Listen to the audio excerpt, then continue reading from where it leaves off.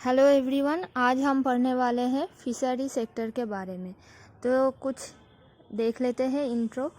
India is the second largest fish producing country in the world, यानी second position में है rank wise और first में है चाइना। और इसका जो परसेंटेज हिसाब है वो है 7.56% ऑफ टोटल ग्लोबल प्रोडक्शन। तो काफ़ी सिग्निफिकेंट है, लेकिन कुछ इश्यूज़ है। तो चलिए देख लेते हैं क्या क्या चैलेंजेस या इश्यूज़ है। तो चैलेंजेस में है प्रोडक्शन इशू। तो कोई भी चैलेंज अगर इंडस्ट्री रिलेटेड हो तो पहला जो चैलेंज है वो प्रोडक्शन रिलेटेड ही होता है। जैसे लैक ऑफ इनपुट और क्रेडिट, यहाँ पे मनी सप्लाई बहुत कम है, इसलिए टेक्नोलॉजिकल जो एडवांस टेक्नोलॉजी है वो एडॉप्शन नहीं किया जा रहा है। जैसे एडवांस टेक्नोलॉजी में है मशीन बोट, जैसे आप ऑटोमेटेड बोट है वहाँ पे आपको टाइम कम लगेगा। फिर आता है जीपीएस के थ्रू आप ट्रैक कर सकते हैं इजीली। और फिर एक और चीज़ है वो है RAS। इसका मतलब है रीसर्कुलेटरी एक्वाटिक सिस्टम, यानी ये एक टेक्नोलॉजी है जो पानी को रीयूज़ करता है, इस तरह से पानी की बचत करता है। इसके बाद आता है इंफ्रास्ट्रक्चरल प्रॉब्लम।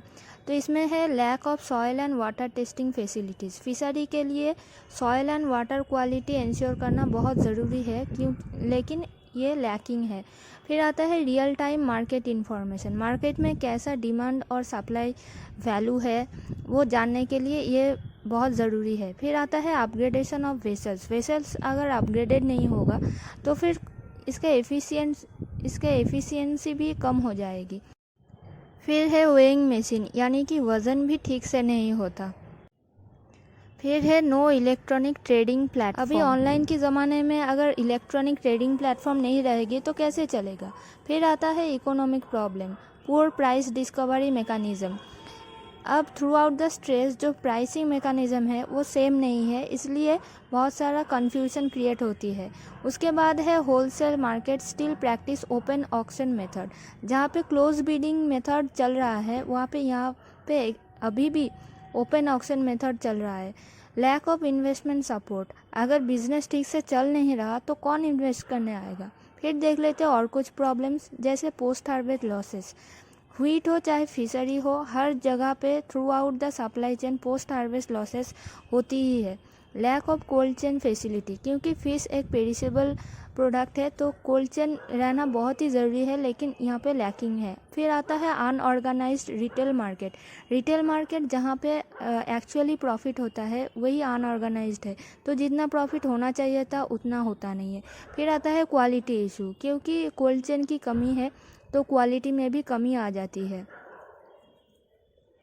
तो इस तरह से आप पॉइंट वाइज इश्यूज़ को लिख सकते हैं। चलिए अब देख लेते हैं वे फॉरवर्ड क्या होगा। वे फॉरवर्ड में है एनाबलिंग पॉलिसी फ्रेमवर्क। कोई भी वे फॉरवर्ड में आप पॉलिसी फ्रेमवर्क को पहले दीजिएगा, और पॉलिसी फ्रेमवर्क तीनों ही स्टेजेस में होनी चाहिए, शॉर्ट, मीडियम और लॉन्ग टर्म पर्सपेक्टिव से।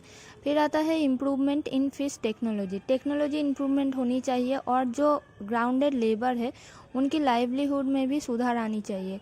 और है supportive policies for all stakeholders, सभी स्टेक होल्डर्स को यहाँ पे सपोर्ट करना चाहिए। फिर आता है कम्युनिटी इंस्टीट्यूशन। कम्युनिटी मतलब एक एग्रीगेशन बनाना। तो यहाँ पे है प्रमोशन ऑफ APOs, यानी फार्मर प्रोड्यूसर ऑर्गेनाइजेशन। ये हम एग्रीकल्चर में भी देख लेते हैं ताकि एक कलेक्टिव वॉइस हो कुछ भी बोलने से पहले।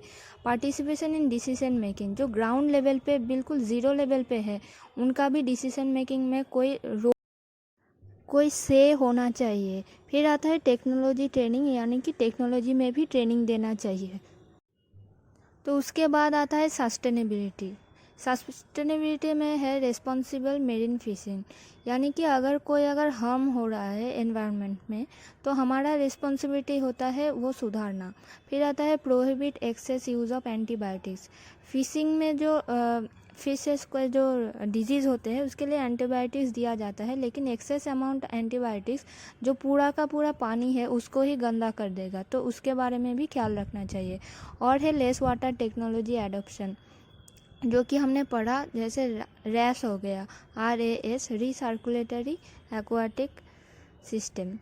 अब गवर्नमेंट स्टेप्स, तो PM मत्स्य संपदा योजना, ये बहुत ही मतलब वाइटल एक स्टेप है जिसका एम है 22 million metric ton fish production करना बाय 2024 टू 25। तो ये किसी भी आप एग्रीकल्चर में या मेरीन कुछ आया जैसे एक्वाकल्चर, पिसीकल्चर, ये सब में कहीं पे भी आएगा तो ये वाला स्कीम आप ज़रूर मेंशन कीजिएगा। उसके बाद एक और आता है fishery and aquaculture infrastructure development board यानी FIDF will cater creating fishery infrastructure. जैसे हमने देखा इंफ्रास्ट्रक्चर की कमी है, तो ये जो FIDF है ये कुछ पैसे देके इंफ्रास्ट्रक्चर बदलने की कोशिश करेगा, उसको और ज़्यादा इम्प्रूव करने की कोशिश करेगा। फिर हम देखेंगे कंक्लूशन में कैसे हम क्वेश्चन को एंड करें।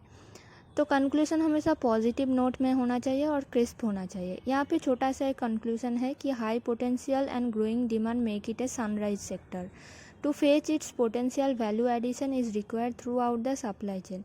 यानी इसके पोटेंशियल को देखते हुए और बहुत ज़्यादा इसका डिमांड है थ्रू आउट द मार्केट, तो इसलिए इसे सनराइज सेक्टर कहा जाता है।